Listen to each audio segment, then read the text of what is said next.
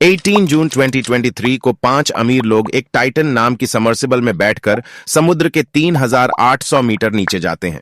1912 में डूबे उस टाइटैनिक जहाज के रेक को देखने इस टाइटैनिक जहाज के टूटे हुए रेक को समुद्र में 1985 में रॉबर्ट बैलार्ड ने सबसे पहले डिस्कवर किया था। उसके बाद 1997 में जेम्स कैमरून की टाइटैनिक मूवी आई। इस मूवी को देखने के बाद कई लोगों का सपना बन गया था। इस टाइटैनिक जांच के टूटे हुए रैक को समुद्र के अंदर जाकर देखने का। उसके बाद 2009 में एक ओशन गेट नाम की कंपनी आई। यह कंपनी लोगों को समुद्र के अंदर टूर करवाती थी। इस कंपनी के पास एक टाइटन नाम की समर्सिबल थी जो समुद्र में 4,000 मीटर तक पानी में जा सकती थी। इस समर्सिबल की ऊपर की बॉडी, जिसे हल कहा जाता है, यह कार्बन फाइबर से बना था।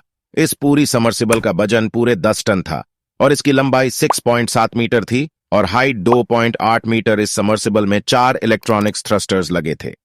इस समर्सिबल को आगे पीछे और ऊपर नीचे मूव करने के लिए, साथ ही साथ बाहर का व्यू देखने के लिए, इसमें एक 53 सेंटीमीटर की विंडो भी लगी थी और इस समर्सिबल का ढक्कन टाइटेनियम से बना था जिसे नट बोल्ट के द्वारा बाहर से कसा जाता था। टाइटन दुनिया की इकलौती समर्सिबल थी जो समुद्र में 4,000 मीटर तक पानी में जा सकती थी।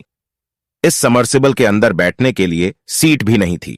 यात्रा के दौरान सभी लोगों को समरसेबल के फर्श में ही बैठना पड़ता था। इस समरसेबल के अंदर 96 घंटे की ऑक्सीजन थी, एक प्राइवेट टॉयलेट और बाहर व्यू देखने के लिए कंप्यूटर, और इस समरसेबल के थ्रस्टर्स को कंट्रोल किया जा रहा था। गेमिंग कंट्रोलर के द्वारा 18 जून सुबह 9:30 पर समरसेबल को पानी में उतारा जाता है। एक पोलार प्रिंस नाम के शिप के द्वारा यह एक लौटा शिप था जो टाइटन समरसेबल को बाहरी दुनिया से कम्युनिकेशन कर रहा था। इस समरसिबल में बैठे हैं 5 अमीर लोग जिन्होंने समुद्र में कुछ घंटे बिताने के लिए 2 करोड़ से ज्यादा पैसे दिए हैं। इनमें से पहले हैं पॉल हेनरी, पाकिस्तान के शहजादा दाऊद, और उनका 19 साल का बेटा सुलेमान दाऊद। चौथे व्यक्ति हार्मिस होर्डिंग, जिनके पास पूरी धरती के चक्कर 46 घंटे 40 मिनट में पूरा करने का वर्ल्ड रिकॉर्ड भी था। नंबर 5 पर है ओशन गेट कंपनी के सीईओ स्टॉकटन रस। इस टाइटन सबमर्सिबल को पूरे 2 घंटे लगने वाले थे समुद्र में 3,800 मीटर नीचे जाने में, लेकिन समर्सिबल को पानी में उतारने के 1 घंटा 45 सेकंड में ही पोलार प्रिंस, जहां से टाइटन का कम्युनिकेशन टूट जाता है, इस समय बाहरी दुनिया से संपर्क करने के लिए टाइटन समर्सिबल में कुछ भी नहीं था। सिर्फ एक रिमोट कंट्रोल के अलावा यह समर्सिबल पानी के अंदर 6 से 8 घंटे तक ड्राइव कर सकती थी।